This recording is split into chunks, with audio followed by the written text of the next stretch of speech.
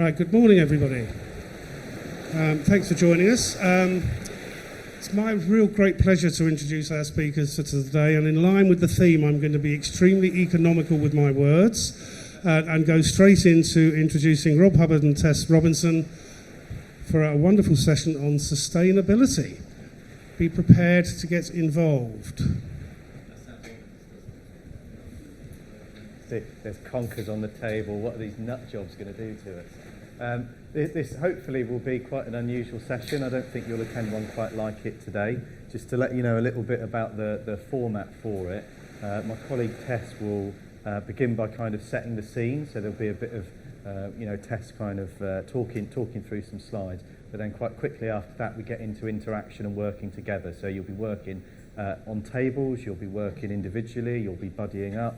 You'll be sharing stuff back. So, really, I'm sure you've all come to share as much as you have to learn. Certainly we have as well. So I'll let Tess take us through the first section.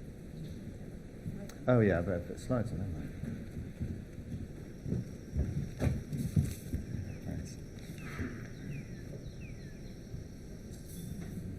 It's like a well-oiled machine here. Look at this. Oh. There you go. There we go. So it's really great to see so many of you here today, and so many that are really interested in sustainability and net zero and what we can do in L&D to really promote that in our organisations and to use our skills to really make a difference. It really is completely obvious now that we're in a climate emergency. It came right to our doors this summer with the wildfires in France and even here in London as well. I stood in our garden on those really hot days, admittedly with the meat thermometer from our oven, but I measured 42.1 degrees, which is uncomfortably hot. We're not really geared up to those sort of temperatures and those extremes in this country, and it felt really uncomfortable. But I kept a record of it because in years to come, we might look back on that and say, well, actually, that was a cool day. That was not bad. So in June, almost 2,000 people were killed in Pakistan in unusually heavy flooding following a severe heat wave. And in Italy, the River Po, which is their longest river, it's got 141 tributaries. It dried up, and it led the government to declare a state of emergency. And just last month, there were powerful storms in Cuba, in Japan, in Florida. The trail of destruction from those storms could be seen from the ISS, from space, and they displaced around 60,000 people. Also this year, this lovely little orangutan, deforestation in the Amazon reached a record high. So in the first 6 months, we destroyed almost 4,000 square kilometres, leading to a release of carbon and contributing to warming up the atmosphere as well. Human activity is also contributing to a loss of biodiversity, which is, we're leading some species to extinction. We are tampering with the delicate ecosystems on which all of our organisations here depend. And that also poses immediate danger to things like food security and human health and things like that as well. So we need things to change. We need things to change for ourselves, for our kids, for our grandkids, for our great-grandkids. And it is actually really heartening to see that individuals, organisations, groups, and even sometimes governments they're doing a lot of things already to help this. And I know a lot of your organisations here will already be doing stuff. So the natural world, with all of its success and its survival, it's really integral to everything that we do, to our success as a species as well. However, we're collectively experiencing a kind of disconnect. We tend to see things in anthropomorphic terms, and we've forgotten that we are actually part of this. We're part of these ecosystems. We're part of nature.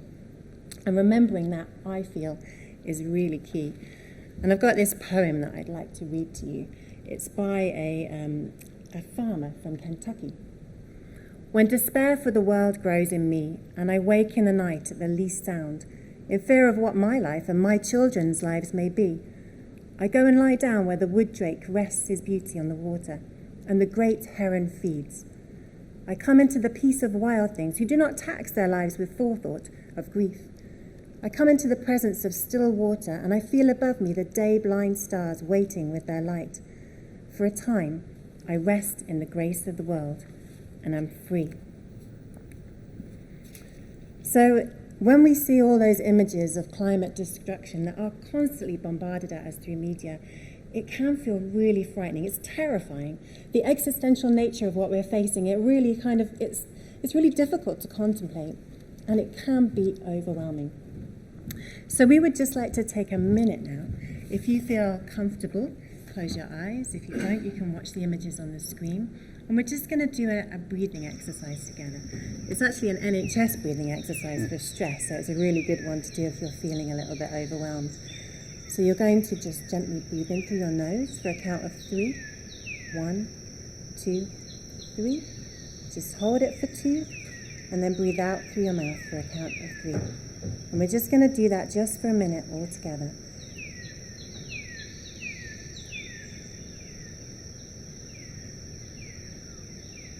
You might want to think of yourself walking through a woodland and feeling part of nature as you do this.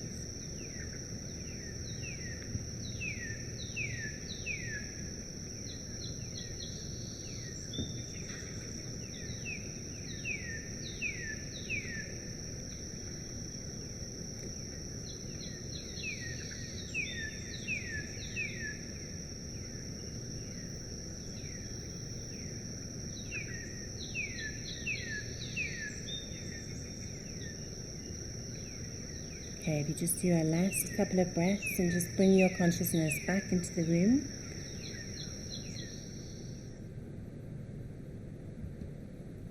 And sometimes it's good just to take a few moments just to reset, because it can feel like there's a lot, especially now coming at us with all the other things as well. Thank you. We told you it would be different. So most of you will be familiar with these. These are the UN Sustainable Development Goals. They're a set of goals that a lot of countries have agreed to try and meet by 2030, which is actually really soon. COVID, of course, put a little bit of a delay on some of those, but some have made good progress towards these things. So although we're focusing on net zero in this session, it's really important to point out that climate change and climate action, it doesn't exist in isolation. It's part of a whole set of things. Sustainability is a really dynamic concept. It's constantly evolving. It's linked in with things around social equity, things around social cohesion, and it makes it really fascinating because it is not something that's static. It's something that we can continually look at. As Dirk Gently would say, he's Douglas Adams's holistic detective. You might have seen the series on Netflix, which if you haven't, it's really great. But his phrase is that everything is connected, and it truly is in this case. So it's easy to kind of be, as we said, it's easy to be overwhelmed, to think that there is an answer and we just don't have it. But in actual fact, there is hundreds of answers, thousands of answers, hundreds of thousands of answers. And I believe that humans are, we have the creativity, we have what we need to get through this and to find solutions. And in L&D, we're really well placed. We've got really great skills that can really help with this. We can be one of the answers in L&D. So, why should we? Is it just tree hugging hippie crap, or is there some really good, tangible reasons why we should try and be more green? And I don't mean just greenwashing, I mean actually green in your organisations. So we'd just like you to take 5 minutes on your tables just to discuss with each other why you think being green is good for business, and come up with some answers, and we'll just ask you to shout some out in a 5 minutes time. Over to you. So Andy's got a mic and he's going to come around to a few of your tables. If you'd like to just shout out the reasons why you've been discussing that you think being green is good for business, we'll get some ideas from the room.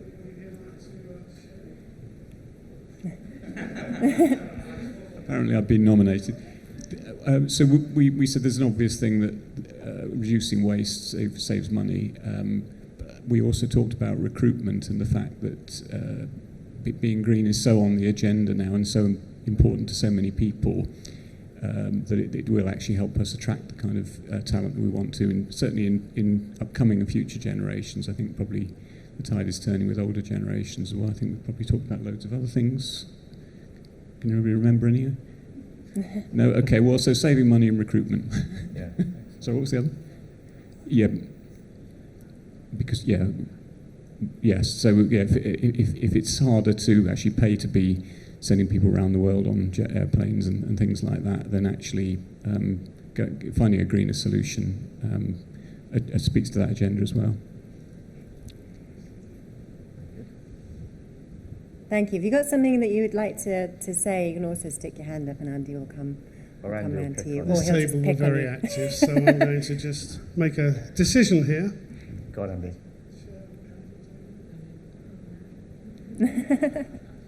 I got the short straw again. I guess one of the things we discussed what that table did, but we also said it's really important to our customers.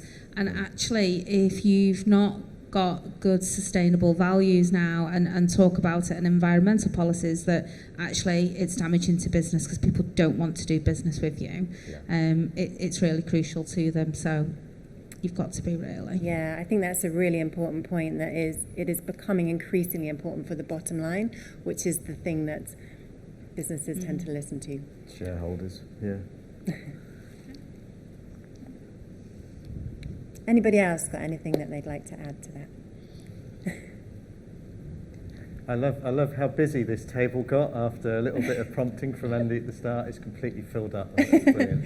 They all wanted to sit with you. They want to sit with you. Very kind, thanks. And pointing out again. So the only other thing that we kind of added was that base level of stability. So if a storm caused by climate change disrupts disrupts a load of shipping, for example, then it's going to make it really hard to maintain running your business or organisation. If it washes out the train tracks in the UK, then it makes it really hard to move your people around and everything else. So just maintaining the base level that we expect of stability from the environment is hugely important for us to continue to operate in the way that everyone expects to be able to operate. So on a really foundational level, I think it's therefore hugely important to agree and to absolutely. So these are some things that we came up with. So absolutely, staff retention, staff recruitment, staff morale, having a healthier workplace, things around your brand reputation, like this table said over here, and customer loyalty. It's all really important stuff. So being green, it does provide tangible benefits for business as well. So here's just a couple of examples. We've got a new Eco Aldi in Leamington where we live, which is it's a really cool building made of plywood. But they've installed refrigerator doors at Aldi, and this is saving them 20 tonnes of carbon per store each year. So it's not only saving the environment, it's also saving them a shitload of money, which is great for them. Also at PG Tips, they reduced the end seals of each tea bag by 3 millimetres, which is a tiny amount, but this saved them a huge amount of paper on each shift. And at the time, PG Tips were owned by Unilever, whose sustainability slogan, I don't know if there's anybody from Unilever here, but it was small actions can make a big difference. And I really love this, and this is one of the messages that we want to send home with you today. In L&D, we're really well placed to facilitate those things like employee involvement and getting the employee voice and getting that heard. So I think there's really some good skills that we can use there. So thanks, Tess. Tess did the really hard bit of the session because it's kind of reminding us all about the situation that we're in, which is really tough for everybody. So we hope we kind of chilled you out with some breathing exercises and the poetry and that kind of thing. But overall, really what we want you to take home from this is that we want this to be a really positive session. So as part of that, I'd just like you to just think and call out, as learning professionals that everybody here in the room are, what are the skills and attributes that we've got? What are our skills and abilities? So Tess mentioned one there about building communities. What else can we do? Just shout out what comes to mind. Storytelling, excellent. Yeah, fantastic. Wonderful. What else are we really strong at?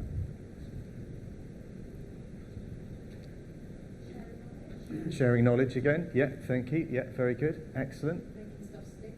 Excellent. Making it stick. Getting things to embed with people. What else?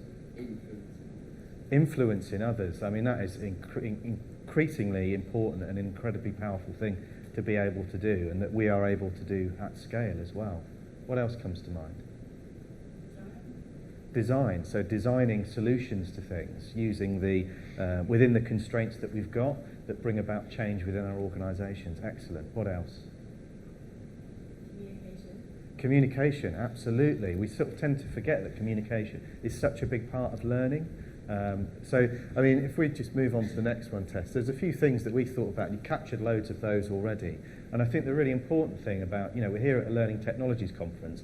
Technology gives us scale. So it amplifies what we can do. So already these really powerful attributes that we all in the room share, these abilities and skills that we've built up over, for some people, decades, we can now amplify this with technology out to tens of thousands and hundreds of thousands of people. Very, very scalable. So I'd like you just to, hopefully we've reminded you what powerful and influential people you can be. Thanks, Tess. So now what we'd like you to think about on your tables, we may give you a bit less than 8 minutes because I want lots of time for kind of sharing back, but discuss what you're already doing as a learning professional. So think about the skills and attributes that we've just talked about. So what are you already doing, or what could you do to help your organisation? Or if you're an individual here and you don't work for an organisation, if you're a freelancer, what could you do to help society in general on the journey to net zero? So it doesn't need to be a huge boil the ocean kind of goal. It can be a relatively small goal, but discuss what you're already doing or what you could do as a learning professional on your tables.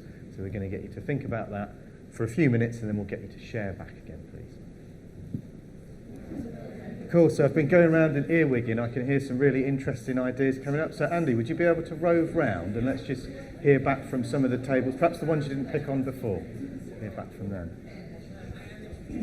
So yeah, who would like to share back some of the great stuff you've either been doing or you could be doing as an L&D professional? Thank you, Andy. What we were talking about on our table is do something, but look for the third way. So we've been having quite a few discussions. Is it paper or electronic? Is it digital or, is it a digital workbook or is it electronic workbook? Both of those have got implications. So if you're using paper, making sure it's recycled, for example, or really being clear on what you're producing. If it's digital, then thinking carefully about how's the electricity coming into those digital devices. And, what we're then looking at is use of space and the environment that you're doing the learning in, being really efficient about that. So I shared the example of David Pearl's Street Wisdom, and I use that quite a lot. So people can be outside in the natural world looking for the answers and doing really good thinking, and they've not got paper or electronic device. I have run Street Wisdom where you can all join up on Zoom and walk together, so to speak, but you don't need to do it that way. So we were just trying to see, what is the third way? It's about being inventive. Very nice. Yeah, and reconnecting to the environment, the natural environment, which we'll, appreciate the irony of doing a session like this in a conference centre as isolated from the environment as you could be. Hence the conkers, hence the video and the sound effects and all that. We're trying really hard. Andy.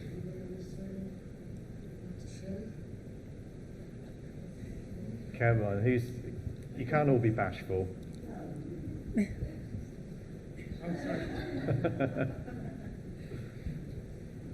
I think what we said was, I guess a few of us are limiting moving more to virtual. I think, obviously the pandemic accelerated everything, moving things to virtual and hybrid, but I think less people travelling to go somewhere to do a course, to do a training, making it more accessible at home. I guess also less people travelling cross country. All of that has been quite helpful in reducing things. I'm trying to think if there's anything else. Yeah, it's interesting, isn't it, how these things that on the one hand benefit the environment, also they benefit the individuals as well. It's kind of like, why weren't we doing it before then? And it's almost like this inertia of we do things this way, this is the way it's always been done. We've always travelled to workshops, we've always done all of this moving around the place. But yeah, thank you. Something I built last year was an interactive carbon footprint quiz, where people can get an idea of the kind of impact they're making on the environment, as well as tips on how they can reduce their impact and making pledges of things that they want to change actively. Very nice. Which was good. And then other things like We have a Yammer group where we share tips. Again, a lot of focus on the individual and kind of the small changes that they can make in their general life. Yeah, that is excellent, and very much a theme of the session today. The small changes make a big difference. But yeah, that was lovely. And those the pledges they were making, were those kind of public or semi-public, or how were those made? No, that it wasn't possible in the way that it had been built, but it was discussed at one point. It would be really nice and build more of that sense of community and people seeing them. But we have done for Earth Day, we've got people to share publicly a pledge, again in the Yammer group. Yeah, excellent. There's behavioural science around that if you make a pledge publicly, then you are more likely to follow through and commit to that. It's because we're a social species, you know. You've told somebody about it, so you kind of need to do it now. Wonderful. Thank you very much. Thank you. Next one, please, Tess. But yeah, so now we've hopefully got you to open up your thinking a bit and hear what other people have been doing or could do. So we hope that kind of divergent thinking has helped. What we'd like to do now is take a few minutes individually and just think of some kind of goal that you could achieve that would help your organisation or society, if you're an individual, be more sustainable, be more green. And also, if you have time, you might like to think of what's the first easy step that you could take towards it. So not some, huge, difficult, complex step, but what's the first easy step or some easy steps that you could take? So I'm just going to give you some quiet time now individually, just to have a think about what you could achieve as an individual within your organisation or society. Okay, so hopefully you've all been able to come up with something that you could do individually. What we'd like you to do now is just get into a pair. So I think we've got an even number of people in the room. So if you're on an odd number table, seek out the other person, because this is going to work better as a pair. So I want you to find a buddy, and then we're going to get you to each take a turn. So tell your buddy about the thing that you're going to try to achieve and the steps that you thought about to get you there. And then the person that you're talking to, we want you to help them think about it at a bit of a deeper level. So to go, okay, so tell me more about that, and what might block you from achieving this, and what might be the next step after that. So you're helping them do a kind of deeper level of thinking. So we're going to do that 3 minutes each. So we're going to give you we'll let you get into pairs. We'll give you 3 minutes for one to talk and the other one to support, and then we're going to swap for 3 minutes. Okay? So into pairs, please. Okay, so wonderful. It's brilliant to see you all so animated, but that's your 3 minutes up. So just draw you to a close now. Room full of L&D people. Everybody likes to talk. It's wonderful. Absolutely great. Okay, everybody. So what I'd like to do now is if your buddy has kind of impressed you or inspired you, have you thought, wow, this person's really serious about this, or what an amazing goal that they've come up with, or they've really thought through their steps, we'd like you to put your hand up and tell us about them. So tell us about your buddy. So who's been impressed? Here we are. Michelle, tell us about your buddy. My buddy here said he's going to find out his own personal carbon footprint in order to know how to adjust it. And I thought that's a really good example of it starts with me. So each of us individually, we don't know how we're going to do that, but I'm very impressed and I've written it down on my little list. But yeah, it starts with us. Excellent, very good. Who else would like to celebrate what their buddy had shared with them? Who else has been impressed? Must be more than one in the room. Here we go.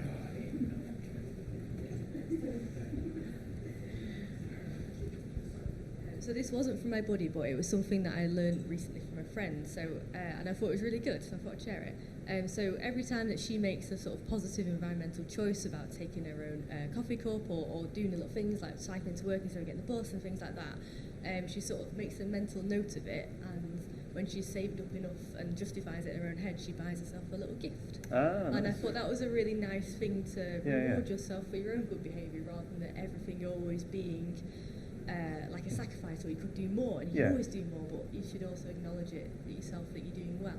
And I really like that, so I'm going to do that myself. Yeah, do love that. Cool. Thank you very much. Who would like to celebrate their buddy? Whose buddy has come up with something that they really like the sound of? Come on, you look like you're ready to talk. I'm not impressed. Well, there you go. That's heady praise. In a sense, I'm kind of impressed by the idea of sort of sharing stories, and my colleague here, Celine, is it? Yeah, works in a distributed team, and every morning they get together on for a meet, and they just share something, and in those moments you can share a small thing which could maybe affect someone's mindset or give them inspiration about something. And I think we don't necessarily pay enough attention to those kind of like those small things that people need, because we're so overloaded with information. It's hard to get it across to people in a way that they're just not going to disengage with immediately because they have too much information. So I think those moments are really important. And well done you for flagging that up. Yeah, the miniature stories. Very good, thank you. I'm not going to make anybody else be terribly un-British and celebrate another person publicly.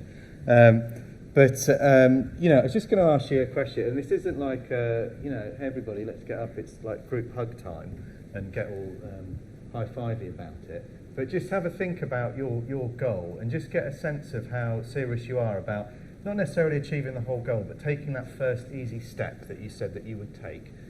So five stars is like, there's nothing going to stop me doing this. There's no reason that I couldn't do it. 1 star is like, oh, well, maybe my goal wasn't right and I haven't really thought through my steps, and that's fine.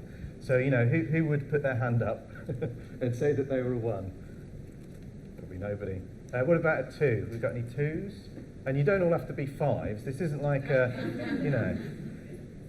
I worked for this weird company once that did lots of like NLP, like Jedi stuff, and they used to have this trick that they did where they would get you to break a board with a karate move. Then they upped the ante one year, and they got in a guy who also was some NLP Jedi type person, and his thing was breaking wooden arrows with your throat, where you get a wooden arrow, you put it in the soft bit of skin here, and you lean against a wall until that arrow breaks. And they whipped everybody into a frenzy to get everybody to do it. And I was the only. There's no peer pressure here. You don't have to do it. There's peer pressure here. You do have to do it. Subtext. I was the only person that didn't do it. The day after, I was the only one without a really sore throat, because it's a really stupid thing to do. So it's not like that at all. Feel free to be a 3 or a 2 or a 1 or whatever. But I mean, how serious do people feel about that? If we got 3s. We've got some 3s, excellent. That's really good. I think you've been realistic about it. You probably want to do a bit more thinking about it. Have we got some 4s? Excellent. A good number of 4s there. That's brilliant. You've got a bit of wiggle room. You probably want to work a bit more on thinking through your plan and that kind of thing. Any 5s? So I think that's very realistic, and it probably shouldn't be. I think that's successful, and you're being realistic about that. So there's a lot of kind of goodwill and good thought in the room. So you're probably thinking, all right, Rob and Tess.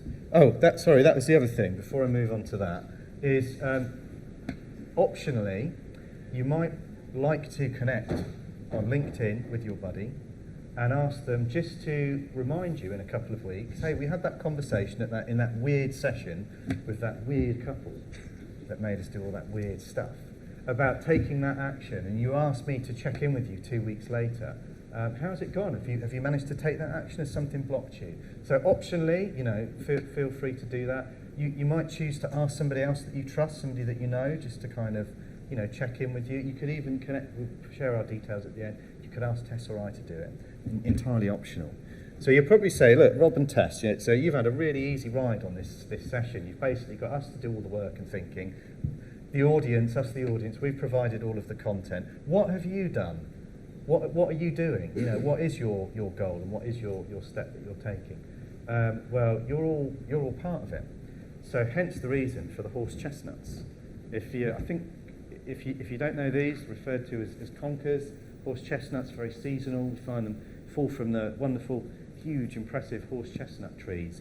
There's lots of them around at this time of year, but these represent the small steps that each of you have thought about that you could take. So, if you do want to take one of these steps and you want to move toward that goal, then I invite you to take one of these, a beautiful little shiny bronze piece of magic nature, away with you and put it on your desk.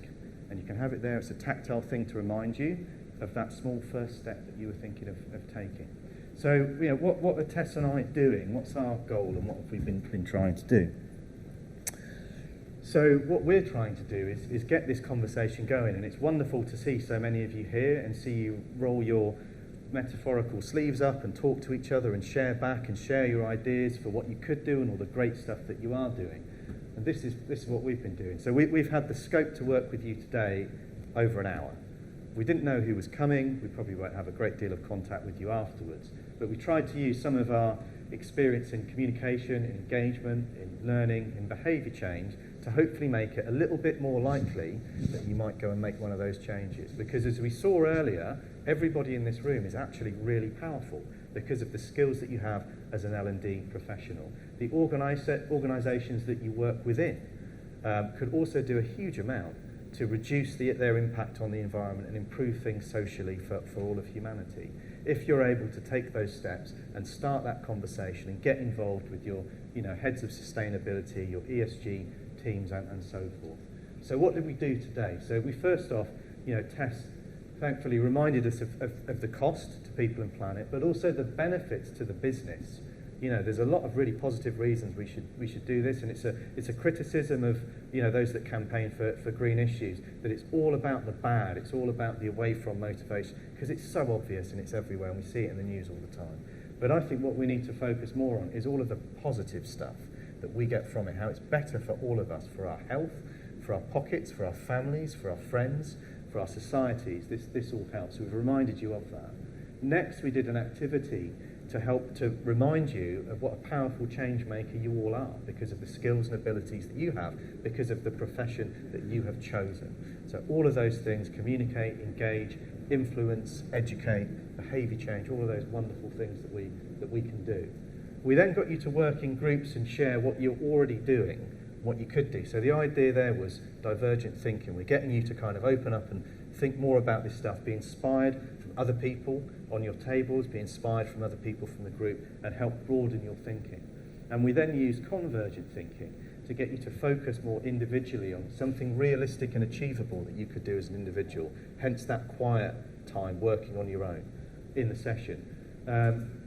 In that, you identified an achievable goal, so something realistic you could do, and an easy first step or steps that you could take towards it. So we're trying to be really realistic here. We then buddied you up, and it was lovely to see how the volume in the room went up compared to when it was the whole table, so that one-to-one connection. I think most of you are sat next to people that you probably haven't met before. You've hopefully made a bit of a social connection to them, and that person's helped you think more deeply about your goal and about your steps. And optionally, you've been encouraged to connect to them if you'd like to. We then, when we were getting you to share back, has your buddy said something that's impressed you or given you a great idea, that public celebration of that person. If you were one of the people that was mentioned there, that probably felt really nice, that a room of people, the person next to you you've just spoken to go, I really value what this person said. I think this is a really great and impressive thing that they're doing, and that to be acknowledged by the group. It was great for you two individuals, but for the rest of us here thinking about taking our steps, it socially encourages us to do the same. So we're using another kind of soft, albeit, but a social lever there. And then the hands up thing with the long rambling story about the arrow, which was ad-libbed but absolutely true, that was getting you to make a public commitment. So the lady over there, when I asked the question about the pledges, if they were made publicly, making a not necessarily a commitment, but saying I'm going to do this thing publicly makes it, I think it's a couple of digits more likely, low tens percentage more likely that you will follow through on that. And then yes, we optionally asked you to ask somebody else to hold you to account and just say, hey, we had that great conversation, how have you been getting on? So that's what Tess and I are doing and continue to try to do, is to start that conversation and to be that horse chestnut, that conker, that each of these can grow into an amazing, huge tree, a beautiful tree that spawns many more of these, many more actions. And within the organisations that you work or that you work with, if you're an independent, you're actually very powerful there. And starting these conversations and speaking to the people involved in sustainability and helping them in their projects and using your expertise in behaviour change and comms and engagement, think how powerful that could be. So yeah, I invite you to take a conker home and perhaps take one of those steps. So yeah, how to kind of continue the conversation. So we ran a smaller version of this session in the spring conference here. We put together a social group on LinkedIn, which you're very welcome to grow. To join. Social media being social media, everybody's bombarded with information. It's really hard to get engagement going and all that stuff. So it would be lovely to have you there and lovely to have you share as well. And we will keep working at this and we'll keep thinking about ways that we can get this conversation going. And please, if you can share back other ideas and ways that we can do that or you can do that, that would be great. And there's our contact details at the bottom. So if you wanted Tess or I to check in with you in a couple of weeks and say, you know, remind me what was that action and how did that go, that's fine, we're happy to do that as well. So we've got just over 5 minutes really, so I mean it's not, you can ask questions by all means and we may be able to answer some of them, you know, it's a difficult topic and there's a lot of unknowns, but equally if you want to share back stuff, you know, as the lady here did earlier, this really cool thing that somebody had done that inspired you, or if you've got any comments or thoughts, we've got a bit of time to hear from you all now. Over to you. John.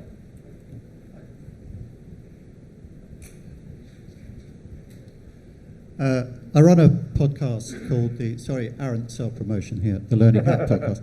I have a climate scientist who's agreed to come on to talk, and I really don't know what to ask him. Does anybody have any ideas about what you would ask a climate scientist about?